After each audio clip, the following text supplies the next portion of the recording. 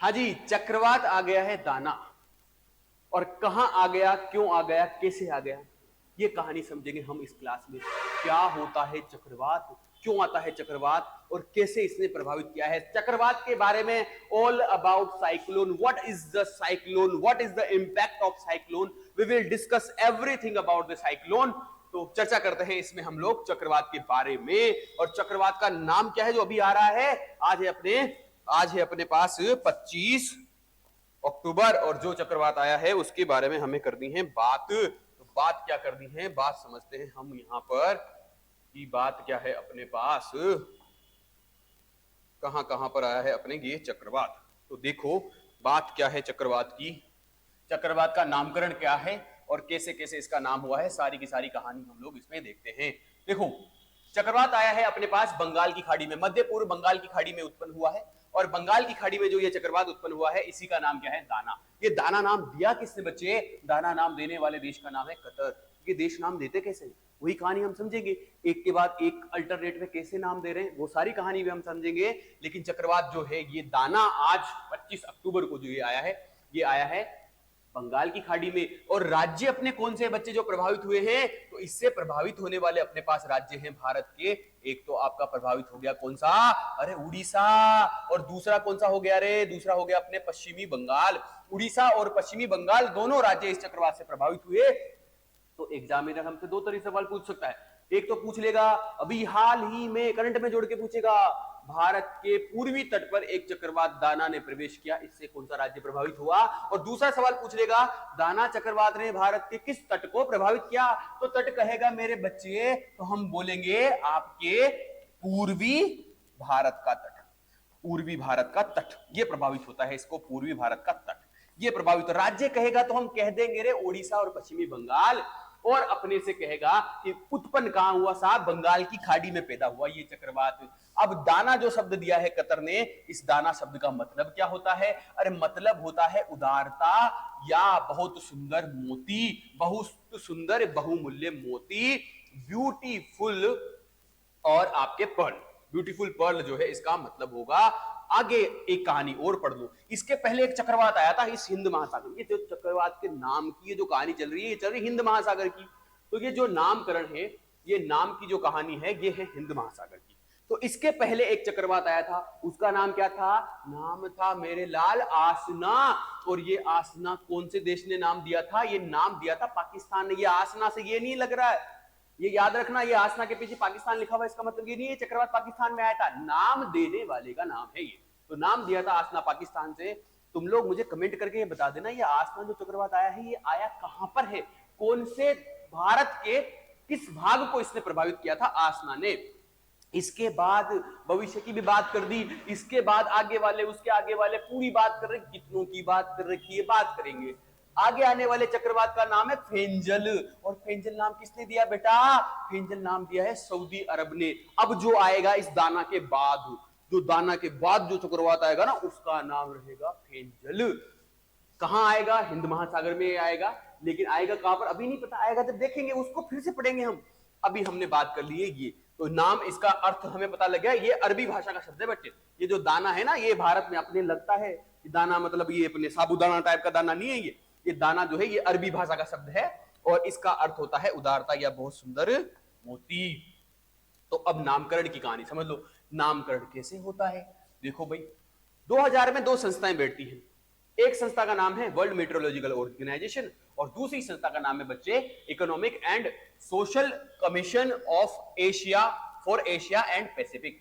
Asia Pacific के लिए या एशिया प्रशांत के लिए सामाजिक आर्थिक आयोग और विश्व मौसम विज्ञान संगठन, इन दोनों ने मिलकर एक पैनल बनाया, और उसमें उस पैनल में कुछ देशों को डाला। उसमें कितने देश डाले इन्होंने, 8 देशों को डाला। 8 देश कौन कौन से हैं, अपने पास भारत है, अपने पास पाकिस्तान है, मालदीव है, म्यांमार है, बांग्लादेश, श्रीलंका, ओमान और थाईलैंड, ये 8 देश हो गए अपने पास। इन 8 देशों को इस पैनल में डाला, और इन 8 देशों ने अपने अपनी तरफ से 8-8, 10-10 नाम जो है वो सुझा दिए, और वो सारे नाम सुझाए, और 2004 में जो है नामकरण की शुरुआत कर दी इन्होंने। ये नामकरण की शुरुआत किसके लिए की गई बच्चे, ये की गई मेरे लाल हिंद महासागर के देशों के लिए। तो ये शुरुआत हो गई, तो सबने अपने नाम दे दिए। अब आगे कहानी क्या हुई, आगे 2018 में इस पूरे पैनल में 5 देश और जुड़ गए साहब, और 5 देश कौन कौन से जुड़े? ईरान, कतर, सऊदी अरब, संयुक्त अरब अमीरात, यूएई, ये भी इसमें जुड़ गए, और यमन। ये 5 देश इसमें जुड़ गए। तो टोटल मेरे लाल देश कितने हो गए रे इसमें? अरे बच्चे देश हो गए इसमें कितने? 13। और 13 देशों ने अब क्या कहानी हुई, ये 2018 में पैनल बना और 2020 में जो है ये फाइनल अप्रूवल हो गया। और 2020 में इन्होंने पूरी एक लिस्ट बना दी सारे नामों की, और नामों की लिस्ट बना दी। देश कितने हो गए? टोटल 13 देश हो गए इंडियन ओशन के आसपास। All these are countries surrounded to the Indian Ocean. तो इंडियन ओशन के आसपास की ये सारी की कंट्री हो गई। और इन 13 देशों ने, एक देश ने 13 नाम दिया, एक देश ने कितने नाम दिए? 13। 13 देशों ने 13 नाम दिए, तो टोटल कितने नामों की लिस्ट बन के रखी हुई अपने पास? 169। एक्यूरेट काम कंप्लीट। 169 देशों की अपने पास 169 नामों की लिस्ट है। ताना नाम ने मतलब तो तांगा छुआ नाम भी खाड़ ली लिस्ट में। चक्रवाता का नाम पे बड़ा होगा जब एक जो को पापा मारो नाम पीछू रखाण जो बेटा थारो नाम अरब न दियो चो, यूना अरब यू ओमान न दियो चो। तो पूरा 169 नाम की लिस्ट में लगी था नहीं यहाँ। तो कितना? 169 नाम की एक लिस्ट है अपने पास। और ये 13 देशों ने, एक देश ने 13 दिया, टोटल 169 नाम की लिस्ट है यहाँ। तो अब वाली जो कहानी है वो किसने दी? देखो नाम की कहानी क्या है, इस तरह से।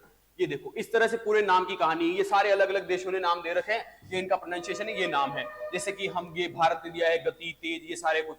जैसे कि इसके पहले जो है नाम दिया था आपके, ये आया दाना। ये देखो ये रहा अपना दाना, ये दाना, ये रहा दाना, ये दाना।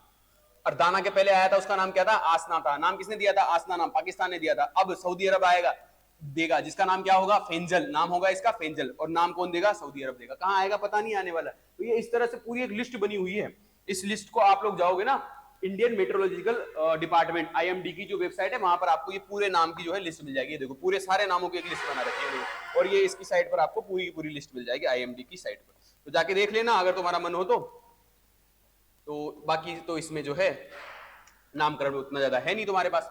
तो देखो आगे की कहानी क्या है। अब अपने पास जो कहानी है वो समझते हैं अपन थोड़ा सा।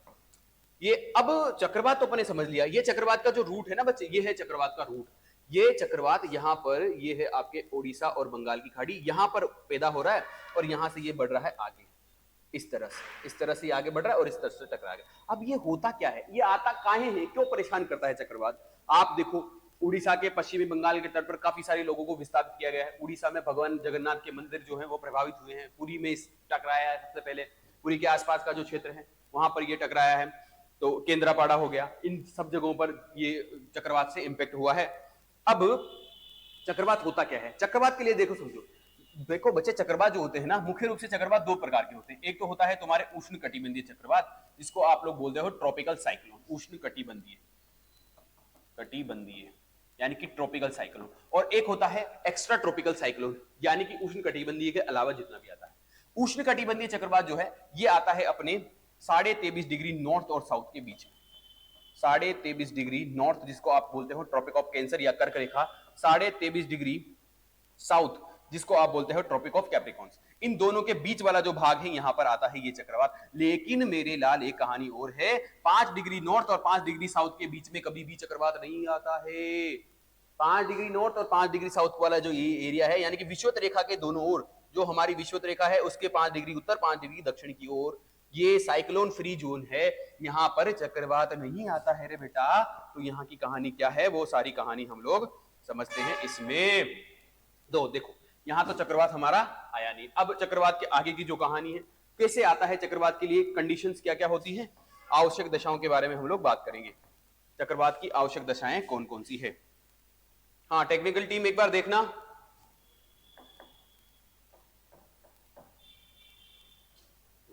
चक्रवात के लिए जो आवश्यक दशाएं होती है, किन परिस्थितियों में जो है चक्रवात आता है, कौन कौन सी स्थितियां हैं जिनसे चक्रवात आएगा, वो एक बार देख लेते हैं हम लोग। Technical team